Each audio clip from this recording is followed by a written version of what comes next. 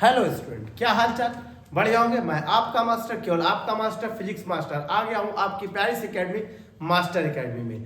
तो आओ देखते हैं बेटा, हम लोग एसी पढ़ रहे हैं, एसी पर ही हम लोग बात करते हुए आगे चलते हैं। जैसा कि आपको पता है, न्यूमेरिकल्स मैंने बताया, उस पर एसी पर कॉन्सेप्ट पर जितने भी मैंने कॉन्सेप्ट बताए उसी पर बेस्ड।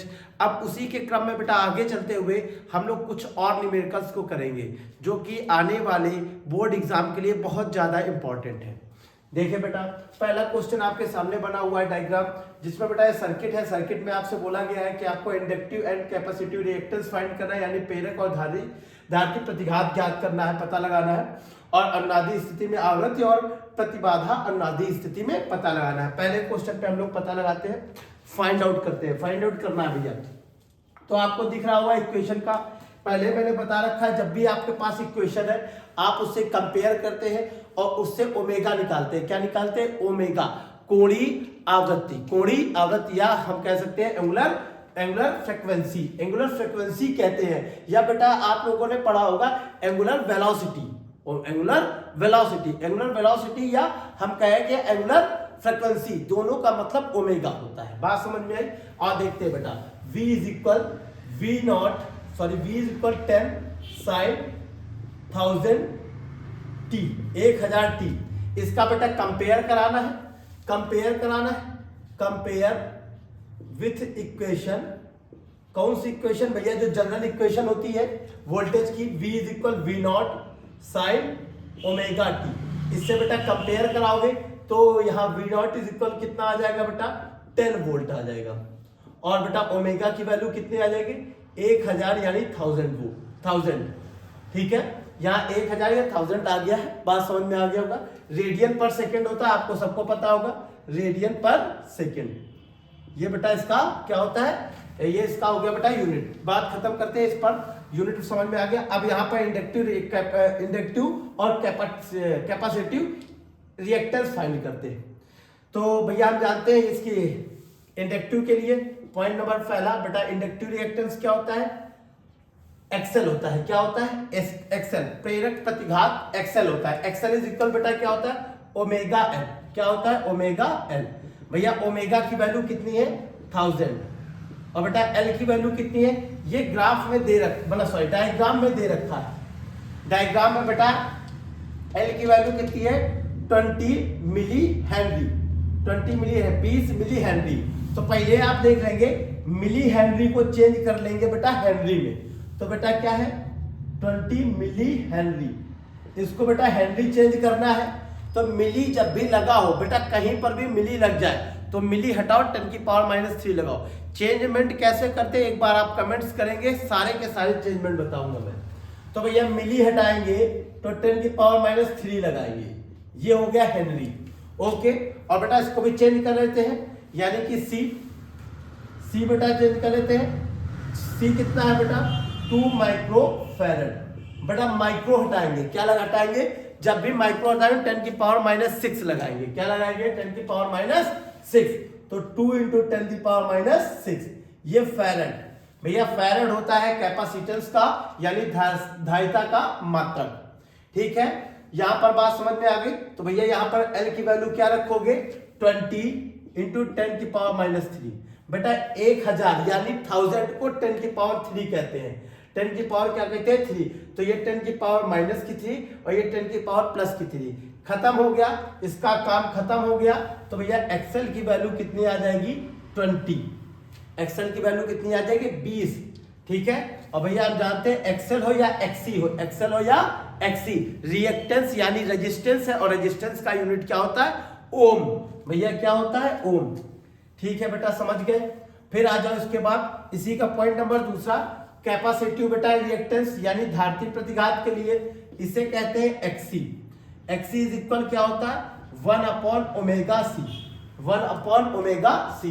ये सारे के सारे आपको शॉर्ट वीडियो में पता होगा कि किसके इक्वल क्या फार्मूला होता है। रिएक्टेंस के सारे बताए, कितने टाइप का बेटा क्या होता है? रेजिस्टेंस एसी, यानी कि प्रत्यावर्ती परिपथ में कितने प्रकार के प्रतिरोध कार्य करते हैं, कैसे कैसे रिएक्टेंस लगते हैं, कैसे इंपीडेंस लगता है, मतलब कुल मिला के जितना भी रेजिस्टेंस उस पर वर्क करता है, शॉर्ट वीडियो में है, जाकर जरूर देखेंगे चैनल पर। तो भैया XC इज इक्वल 1/ω/c। तो 1/ω, ओमेगा की वैल्यू बेटा कितनी है 1000, और बेटा C की वैल्यू हम लोगों ने पहले निकाल रखी है सर जी 2 × 10⁻⁻6, 2 × 10⁻⁻6। भैया 1000 मतलब 10⁻+3, ये 10⁻+3 और 10⁻⁻6 बेटा लेस करेंगे तो केवल माइनस की 3 पावर बची। क्या बात समझ में आ रही होगी? ठीक है बेटा, तो यहां पर आ जाएगा भैया 3 कम करेंगे तो 2 × 10⁻⁻3। अब भैया पावर जो होती है माइनस की नीचे है तो ऊपर जाके प्लस की हो जाती है, क्या हो जाती है 10⁻3 और अपॉन में बेटा 2, और ये 10⁻3 मतलब बेटा कितना होता है 1000 यानी 1000, तो 1000 यानी 1000/2 बेटा 2 से डिवाइड करेंगे तो 500 आ जाएगा। क्या आ जाएगा 500 ओम। आई होप एक्सेल और एक्सी आप समझ गए होंगे, यानी धारतीय प्रतिघात और प्रेरक प्रतिघात। ठीक है, उसके बाद दूसरी कंडीशन क्या बोला है कि आवृत्ति बनाना है एट रेजोनेंस कंडीशन। बेटा आवृत्ति आपको फाइंड करना है अनुनाद स्थिति में। अनुनाद स्थिति क्या होती है आप ये जान लें कि जो प्रेरक प्रतिघात होता है, क्या होता है प्रेरक प्रतिघात और धारतीय प्रतिघात दोनों की दोनों वैल्यू यानी एक्सएल और एक्सी ये दोनों बेटा क्या होंगे इक्वल होंगे। एक्सएल और एक्सी अगर जो इक्वल है तो उसी को क्या कहते हैं बेटा रेजोनेंस कंडीशन या अनुनादी स्थिति। ठीक है, अगर जो बेटा ये भी एक बात याद रखेंगे, ये नहीं कि बेटा अगर रेजिस्टेंस ही के केवल बोले रिएक्टेंस सेम है उस कंडीशन पर ही ये रेजोनेंस कंडीशन होगी यानी अनुनादी स्थिति होगी। नहीं, अगर वोल्टेज भी सेम है, क्या बेटा VL इज इक्वल VC। भैया जी अगर VL और VC भी सेम है तो इसको भी रेजोनेंस कंडीशन यानी कि अनुनाद स्थिति कहते हैं। कैसे अनुनाद स्थिति काम करती है बेटा एक वीडियो में बना दूंगा कि कैसा अनुनाद स्थिति क्या होती है यानी रेजोनेंस कंडीशन क्या होती है उसको बताने के लिए। फिलहाल इतनी बात आप समझ जाएंगे कि एसी के सर्किट में अगर जो ये बेटा एक्सएल बोले तो इंडक्टिव रिएक्टेंस और एक्सी मतलब कि कैपेसिटिव रिएक्टेंस इक्वल है यानी कि धारतीय प्रतिघात और प्रेरक प्रतिघात दोनों बराबर है तो वो कंडीशन बेटा क्या कहलाती है रेजोनेंस यानी अनुनाद स्थिति। उसी तरह से अगर वोल्टेज की भी बात करें तो भी इक्वल है तो उस कंडीशन को भी रेजोनेंस कंडीशन या क्या कहते हैं अनुनाद स्थिति कहते हैं। ठीक है, समझ में आ गई बात। उसके आगे बात करते हैं कि बेटा इसके बाद क्या करते हैं कि अगर इसकी बात करते हैं फ्रीक्वेंसी की रेजोनेंस कंडीशन पर स्थिति पर आवृत्ति कैसे निकलेगी। तो इसको हटा देता हूं मैं, आवृत्ति के लिए देखेंगे। अब बेटा ये कंपेयर वर्क करके जो ओमेगा निकाला है ये नहीं पूछा गया है। अब ये जो एंगुलर वेलोसिटी यानी एंगुलर वेलोसिटी या एंगुलर फ्रीक्वेंसी दी अब इससे कोई मतलब नहीं। अब हमसे उस कंडीशन पे बोला जब रेजोनेंस की यानी अनुनाद स्थिति हो उस कंडीशन पे आप क्या निकाले फ्रीक्वेंसी निकाले। तो भैया फ्रीक्वेंसी क्या होती है एफ इज इक्वल भैया फ्रीक्वेंसी निकालने के चलो मैं बता देता हूं कैसे निकलती है। एक्सएल को बेटा लिख सकते हैं हम लोग पहले बताया था ओमेगा एल। भैया रेजोनेंस की कंडीशन क्या होती है रेजोनेंस की कंडीशन यानी कि अनुनाद स्थिति अनुनादी स्थिति बेटा क्या अनुनादी की स्थिति में क्या होता है XL is equal XC. XL is equal क्या हो जाता है एक्सी हो जाता है। ठीक है, तो बेटा एक्सएल इक्वल एक्सी आ जाता है तो इसकी बेटा वैल्यू रख दो कि क्या होती है इसकी ओमेगा एल, इसकी वैल्यू 1/ω/c। तो यहां से बेटा ओमेगा की वैल्यू का omega square is equal 1/LC या ओमेगा इज इक्वल बेटा आ जाएगा 1/√LC। यहां पर अगर बेटा आपसे एंगुलर वेलोसिटी की बात करता है एंगुलर फ्रीक्वेंसी की बात करता है तो यहां से निकल आएगी। ठीक है, लेकिन हमसे फ्रीक्वेंसी ओनली पूछा है एंगुलर तो पूछा नहीं है। तो एंगुलर नहीं पूछा है तो बेटा हम लोग एक बात और जानते हैं कि ओमेगा इज इक्वल होता है 2πf। एफ क्या है यही फ्रीक्वेंसी है जिसकी आपको रिक्वायरमेंट है जिसको आपने पूछा है। ठीक है, तो बेटा यहां हो जाएगा 2πf इज इक्वल 1/√LC। यहां से बेटा f की वैल्यू क्या आ जाएगी 1/2πLC। बेटा डायरेक्टली फॉर्मूला यही अप्लाई करेंगे आप कि f इज इक्वल 1/2π√LC। यही डायरेक्टली आप लगाएंगे। मैंने केवल तुमको समझाया कि ये LC आता कैसे। ठीक है, अब इसके बाद बेटा आगे चलते हुए इसकी वैल्यू जो निकालना है वो निकालते हैं हम लोग। उस पर बात करते हैं। ठीक है, तो भैया फ्रीक्वेंसी निकालनी, जो सेकंड पॉइंट क्वेश्चन है, सेकंड क्वेश्चन पे आते मैंने ये बताया, सेकंड क्वेश्चन करें तो ये इसका था भैया, F is equal frequency is equal हो जाएगा 2 पाई अंडर एल सी, बेटा F is equal 1/2 pi under root L की बेटा वैल्यू आप लोगों ने पहले निकाल रखी है बेटा 20 × 10⁻³ और बेटा सी की वैल्यू क्या है भैया, सी की वैल्यू 2 × 10⁻6। बात समझ में आ गई होगी सबको भैया? ठीक है, अब जब इसकी वैल्यू आप रखे, सॉल्व करेंगे, सॉल्व तो आप कर ही लेंगे, मुझे पता है आप लोग सभी सॉल्व करने में बहुत आगे हैं। तो आप जैसे सॉल्व करेंगे तो आपका 796 सेकेंड इनवर्स, ये बेटा आंसर आ जाएगा। ठीक है, आप कैलकुलेशन कर लेंगे, अगर कैलकुलेशन में कोई दिक्कत तो मुझे बताएंगे। उसके बाद बेटा क्या बोला कि impedance of circuit at resonance, अगर बेटा इंपीडेंस की बात की गई है यानी प्रतिघात की बात की है, प्रतिबाधा, प्रतिबाधा कहो या प्रतिघात, ठीक है, अगर प्रतिबाधा या प्रतिघात कहेंगे, किस कंडीशन बताना है, अनुनाद की स्थिति में। तो भाई साहब मैंने एक बात बताई थी आप लोगों को, क्या बताया था कि भैया जब भी इंपीडेंस की बात करें, प्रतिबाधा की बात करें, इंपीडेंस की बात करें, इंपीडेंस यानी प्रतिघात या प्रतिबाधा, प्रतिबाधा की बात करें तो भैया प्रतिबाधा इज इक्वल क्या होता है, z इज इक्वल होता है अंडर रूट के अंदर, अंडर रूट के अंदर होता है XL माइनस XC, या बेटा हम लोगों ने डिफरेंस बताया था, डिफरेंस का whole square plus R square. ये बात समझ में आ रही होगी भैया? कब बोल रहे हैं, रेजोनेंस की कंडीशन पर। कौन सी कंडीशन पर, रेजोनेंस की कंडीशन पर, रेजोनेंस की। और रेजोनेंस यानी अनुनाद की स्थिति में क्या होता है, अनुनाद स्थिति यानी कि एट रेजोनेंस, रेजोनेंस की कंडीशन यानी कि अनुनादी स्थिति, इस कंडीशन पर बेटा क्या होता है, अभी बताया है मैंने, क्या बताया कि एक्सेल जो होता है वो हमारा एक्सी के इक्वल होता है। तो एक बात समझ में आ गई होगी, जब एक्सेल एक्सी के इक्वल हो जाएगा तो ये तो इसका तो काम खत्म हो गया, जब इसका काम खत्म हो गया, इससे लेस हो जाएगा, खत्म, जीरो हो गया, ये तो भैया मर गया। तो क्या आ गया, z is equal under root के अंदर 0 plus R square, it means ये केवल आर आ जाएगा। तो भैया जब अनुनाद की स्थिति और रेजोनेंस की कंडीशन हो, उस कंडीशन में इंपीडेंस यानी प्रतिबाधा आर यानी कि जो रजिस्टर होता है उसके रेजिस्टेंस के इक्वल होती है। तो भैया इस कंडीशन पर कितना आ जाएगा, 1 किलो ओम। क्या बात समझ में आ गई? आई होप समझ पे आ रहा होगा आप लोगों को कि भैया प्रतिबाधा यानी इंपीडेंस कैसे निकालेंगे जब रेजोनेंस की कंडीशन होगी। ठीक है, ये क्वेश्चन बेटा हमारा कंप्लीट हो गया। अब नेक्स्ट क्वेश्चन पे आते हैं। ठीक है, मैं इसको हटा दे रहा हूं। किसी को किसी भी बात की प्रॉब्लम होगी कमेंट जरूर करेंगे।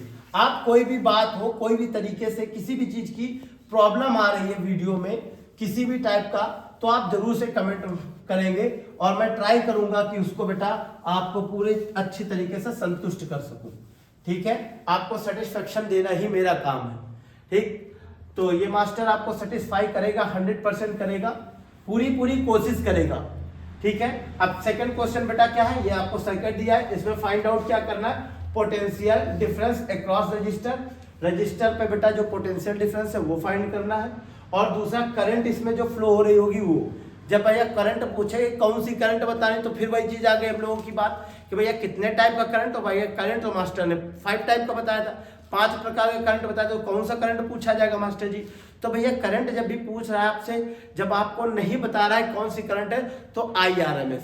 जब भी आप एसी में बेटा वोल्टेज या करंट, आपको ये ना बोला जाए कि कौन सा करंट है या कौन सा वोल्टेज है, तो आप हमेशा सोचेंगे वो किसकी वैल्यू है, IRMS। IRMS मतलब समझते हो ना, IRMS मतलब करंट का कौन सा वर्ग माध्य मूल मान। ठीक है, यानी कि रूट मीन स्क्वायर वैल्यू। ठीक है, रूट मीन स्क्वायर वैल्यू, चाहे वो वोल्टेज के लिए हो चाहे वो करंट के लिए हो। ठीक है, तो इसमें एक चीज बेटा दिख रही है, क्या दिख रही है, ये क्या है, ये क्या लगा हुआ बेटा, कॉइल है। क्या है, कॉइल, इंडक्टेंस है, और यहां पर क्या है, कैपेसिटेंस है, यानी ये प्रेरक है और ये क्या है, ये प्रेरक है और ये क्या है, धारिता।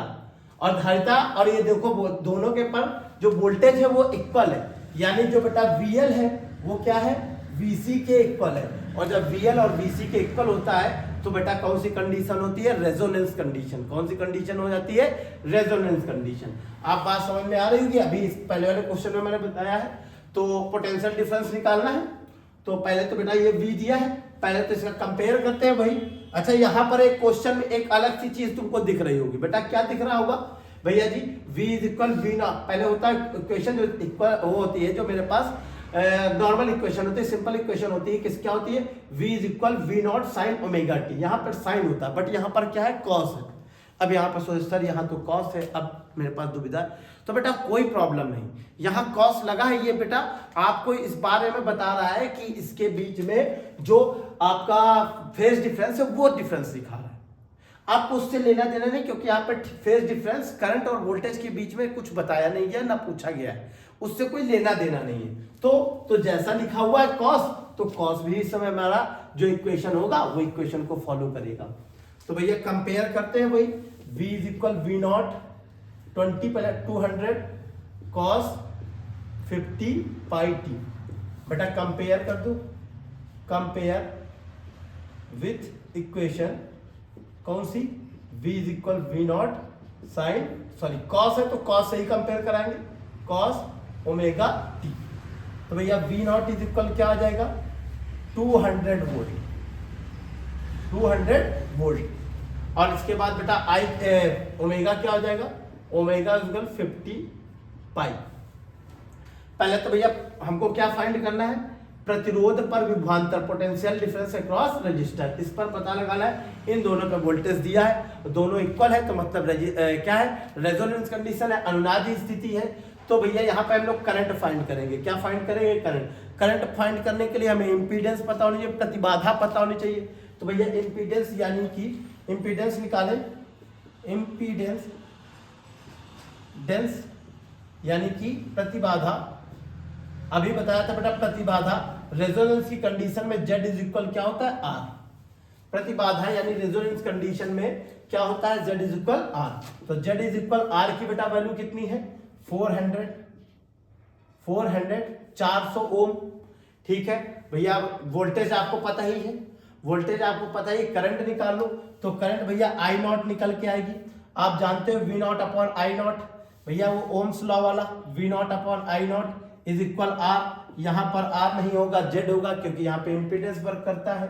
तो यहाँ I नॉट की वैल्यू क्या आ जाएगी भैया, I नॉट की वैल्यू क्या आ जाएगी, I नॉट की आ जाएगी V not upon Z। V not बेटा कितना है भैया, V नॉट है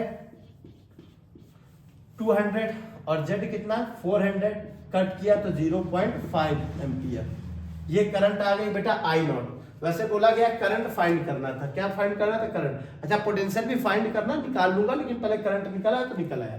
अच्छा ये करंट बोला गया था, बोलत नहीं था कौन सा करंट है, तो यहाँ पर मैंने बोला जब भी आपको करंट ना बोली जाए तो IRMS निकालते हैं। तो भैया IRMS निकाल दो, IRMS।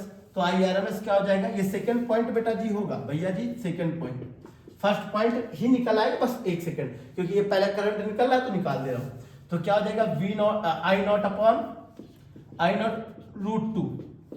I नॉट की वैल्यू बेटा 0.5 अपॉन रूट 2।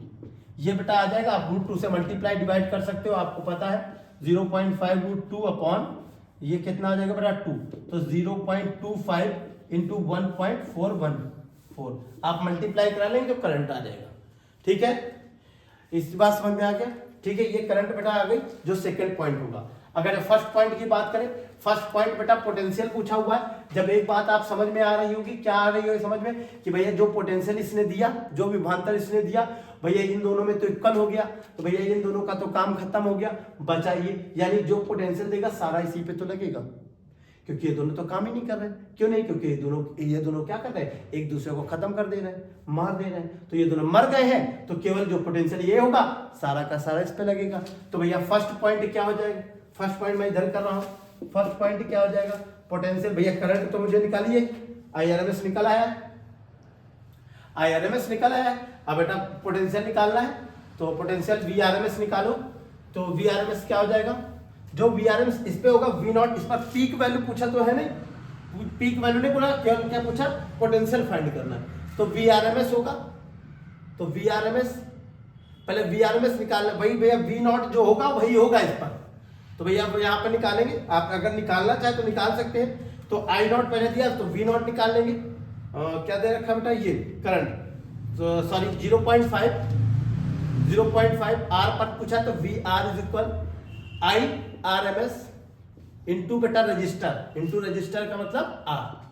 तो बेटा IRMS कितना है, IRMS को भैया कितना है, तो ये है 0.5 अपॉन √2 और इंटू बेटा R की वैल्यू 400, भैया √2 से भाई मल्टीप्लाई डिवाइड करा ले, तो 0.5 इंटू बेटा 400 √2 अपॉन में बेटा कितना आ जाएगा भैया जी 2 से इसको कट करो 200 आ गया। इसका इससे मल्टीप्लाई करा लोगे तो कितना आ जाएगा बेटा, इससे मल्टीप्लाई कराएं तो 100 आ जाएगा, 100 √2, ये बेटा आ जाएगा वोल्टेज। ये क्या आ जाएगा, यही क्या आ जाएगा VRMS, ये आ जाएगा वोल्टेज। और यही बेटा VRMS है भी, अगर देखोगे ना तो यही VRMS, V नॉट तो ये था, √2 निकालोगे तो VRMS भी यही निकल के आएगा।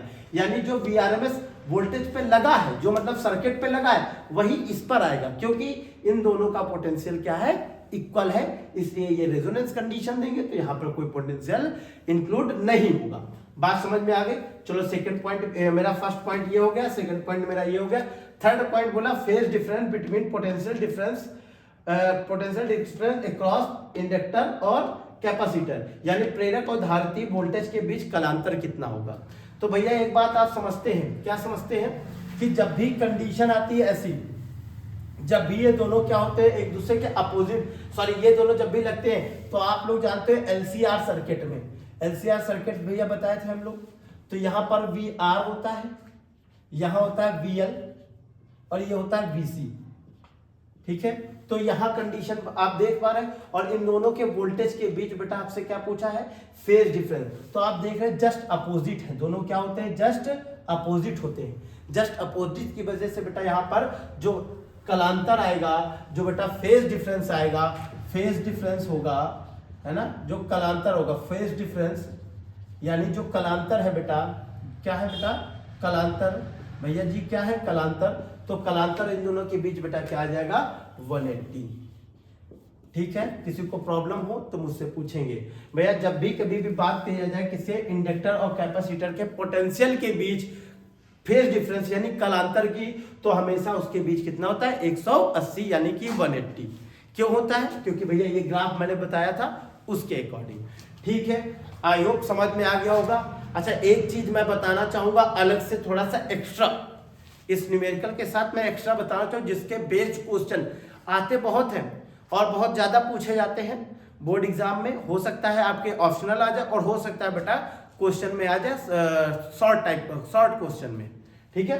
तो मैं ध्यान देते हुए आप लोग बेटा, आप लोग एक बात जानते होंगे, क्या जानते हो कि भैया एल क्या होता है, एल क्या होता है, इंडक्टेंस होता है, यानी कि प्रेरक होता है। इसका प्रेरकत्व क्या होता है बेटा, प्रेरकत्व। इसका बेटा ये यूनिट होता है, क्या होता है, यूनिट, मात्रक क्या होता है, इसका हेनरी होता है, हेनरी होता है, क्या होता है, हेनरी, ठीक है। और बेटा इसके बाद इसका यूनिट, और सी का यूनिट क्या होता है, सी का यूनिट क्या होता है, इसका होता है फैराड, क्या होता है, फैराड, क्या होता है, फैराड, सॉरी